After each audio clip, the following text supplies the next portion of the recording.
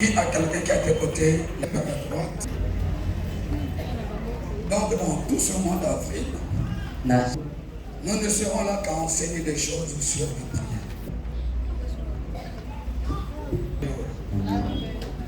Maintenant, aujourd'hui, j'aimerais te parler d'un sujet. Je l'ai intitulé de ce titre-là, la prière de la foi. Prière de la foi. Alléluia. Si nous arrivons à parler de la prière de la foi, c'est qu'il peut aussi y avoir de ces prières-là qui n'ont pas de la foi. Alléluia. Et ce terme-là, je l'ai tiré de ce livre-là de Jacques, chapitre 5, le verset 15.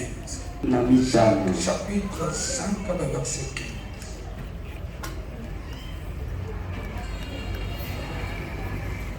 Jacques chapitre 5, le verset 15. Si tu es déjà à la page, 5, le 15e verset. Réellement la page. Il est dit ceci. La prière de la foi sauvera le malade. Et le Seigneur le relèvera. Et s'il a commis des péchés, il lui sera pardonné.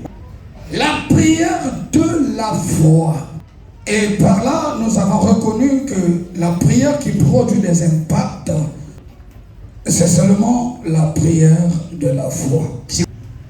Voilà pourquoi, quand tu pries le Seigneur, ton Dieu, il faut avoir l'habitude d'engager ta foi dans ta prière. Mais, alléluia. Amen. Cette ferme assurance, quelque chose qu'on espère, cette démonstration de celle qu'on ne voit pas, nous devons l'engager dans nos prières. Alléluia. Amen. Nous devons engager la foi dans nos prières.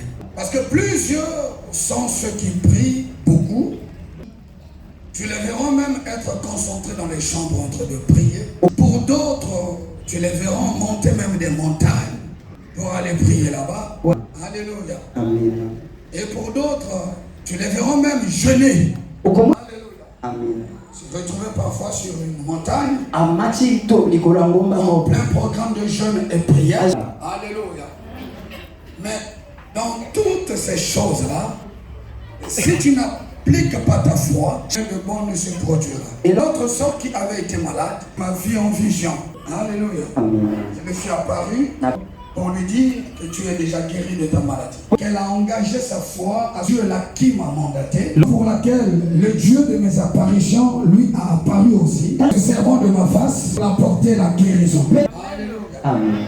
Elle a engagé sa foi, elle a reçu sa guérison. Et elle a finalement reçu sa guérison. Alléluia. Tu peux monter les montagnes, les champs, jeûner. Alléluia. Si tu n'engages pas ta foi dans toutes ces choses-là, tu n'obtiendras rien du tout. Parce que la prière sans la foi, peu importe le lieu où cette prière-là sera adressée. Alléluia. Et de ces personnes-là qui croient sur la montagne, là peut-être qu'ils seront exaucés. La montagne n'a rien à voir avec la foi. Alléluia. Amen. J'aimerais te révéler une chose au sujet de la montagne. La montagne, c'est pour nous faire éviter la distraction. Alléluia. La montagne est simplement pour nous faire éviter toute mauvaise contact qui pourront nous distraire. Ah.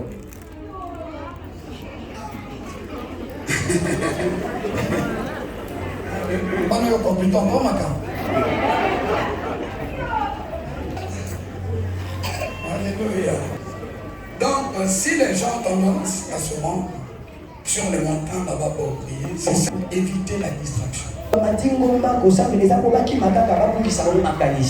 Alors, ce but-là, que Dieu s'assoit sur les montagnes là-bas pour attendre les gens, pour l'adorer. Il est avec nous en tout lieu. Il marche avec nous en tout lieu.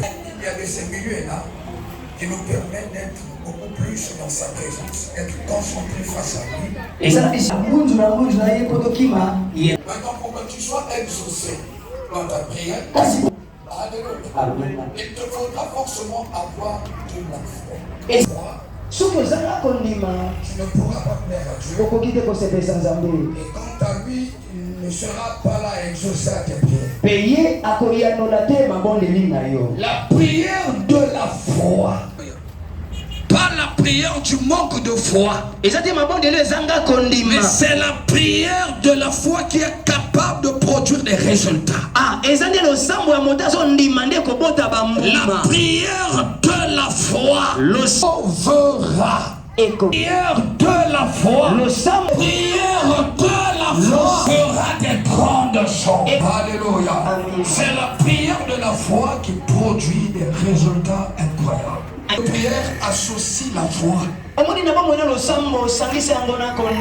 Ne te permets pas de mettre en marge de ta vie de prière la foi. Engage ta foi. Tu auras certainement la solution à tes prières.